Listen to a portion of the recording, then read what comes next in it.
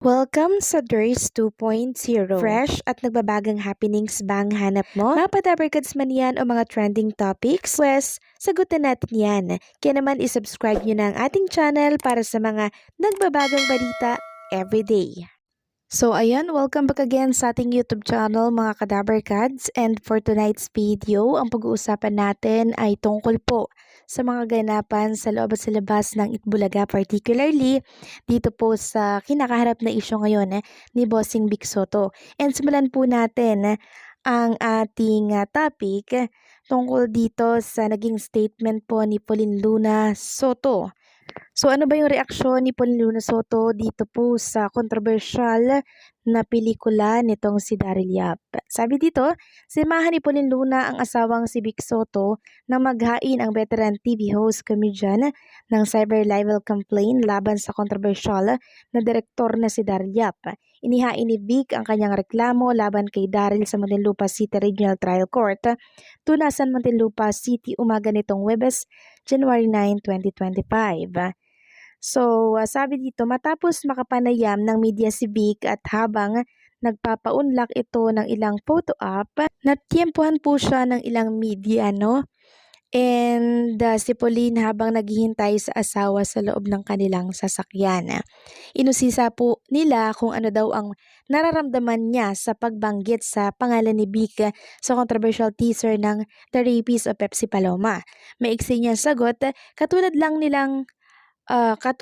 nilang reaksyon ng asawa ko, pareho lang po. Of course, as parents and as his wife, naapektuhan po kami. But of course, ito po ang tamang sagot sa lahat ng ito. Ang tinutukoy ng actress TV host ay ang paghahain ng reklamo ni Vic. Gaano kasakit ito sa kanyang panig? Sagot ni Pauline, like what I said, just like how any married woman would. Ayon sa abogado po ni Vic Soto na si Attorney Buko de la Cruz, na biktima umano ng bullying ang pamilya ng comedian, TV host, pati ng anak nitong si Tali Soto sa social media. Samantalang nanghinga naman po ng statement si Bossing Vic Soto kung anong masasabi dito sa ginawa po ni Daryl Yap na teaser na kung saan binanggit nga yung pangalan po ni Bossing. Sabi po ni Bossing, wala naman daw siyang pinipersonal, but I'm just against irresponsible people, lalo na daw po sa social media.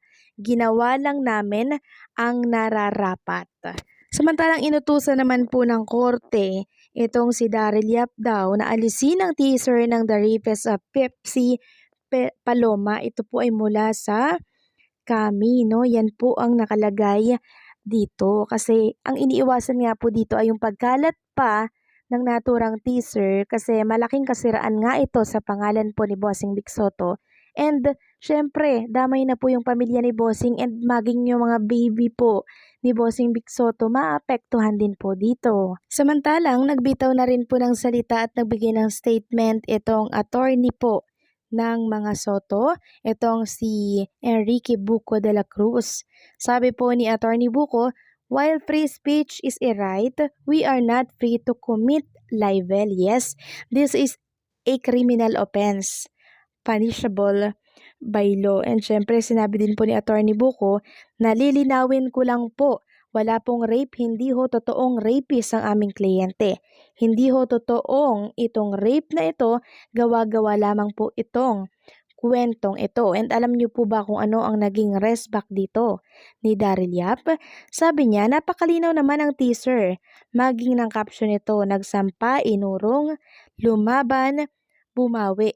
Bakit at sino bang nagsabi na ang tinutukoy ng title ng pelikulang The Rape of Pepsi Paloma, The Rapist of Pepsi Paloma ay ang kliyente mo?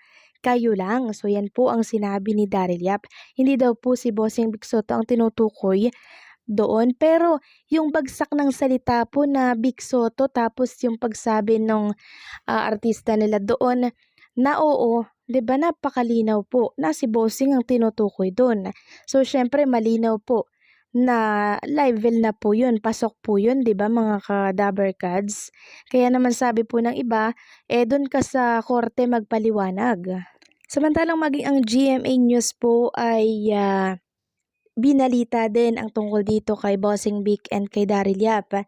And sabi nga po dito ng GMA, A Muntinlupa court has ordered Director Daryl Yap and his representatives to take down the teaser and other materials for his film, The Raves of Pepsi Paloma. And napansin po ito ni Attorney Mark Tolentino yung naging balita po. And caption itong si GMA. Sabi niya may legal view, this news daw is fake and inaccurate. The order of the court is to require Daryl Yap to submit his answer or return within 5 days. Walang order ang court na i-take down daw ang teaser or any materials of the film. So may nabasa po ako mga ka-Dabarkads na nag-order po ang korte na burahin na po yun. Parang prohibited na. Pinagbabawal na po yun. Yung pag-share and kalat ng naturang post. So yun yung nabasa ko ha. Ewan ko ba kung saan ko nabasa yun. Kasi inaprubahan na po agad ng RTC yung request po nitong si Bossing Vic Soto. Ganun po kadali. Approve po agad. And yun nga po, babasahin ko na lamang sa inyo yung sinabi po dito sa order ng korte. Sabi po dito sa post ng pep.ph, Muntinlupa RTC 205 grants, Vic Soto's petition for writ of Havayas data. It means the sharing of the teaser and any promotional material related to Daryl Yap's movie The Raves of Pepsi Paloma is prohibited. Yun po yung pinagbabawal ng Muntinlupa RTC 205 grants para po mapigilan yung pagkalat ng naturang teaser kasi yun po yung binagsak, doon po binagsak yung pangalan ni Bossing Vic Soto. 'Di ba? Na isang malinaw po na paninirang puri. So ano na lang yung papasok sa isipan ng mga tao na makakapanood noon, iisipin po nila na rapist si Bossing Vic Soto. Matagal na pong tapos yan And yung mga nag-akusa niyan kay Bossing and kay Boss Joey, wala pong maipakita na mga ebidensya. Kaya nga inurong nila yung kaso Kasi wala po sila. Lack yung kanilang ebidensya. Kaya binasura po agad yan sa korte. Di na po tinuloy ang kaso. Inurong na po. 'Di ba? Kasi kung haharap ka sa korte, dapat mapanindigan mo talaga yung pinupukol mo doon sa mga inaakusahan mo, wala po silang ebidensya. Matibay na ebidensya. 'Di ba? So, binasura, dismiss agad. Kaya walang katotohanan yan, 'di ba? Kaya dapat lang po talaga mamatay na yung isyong yan.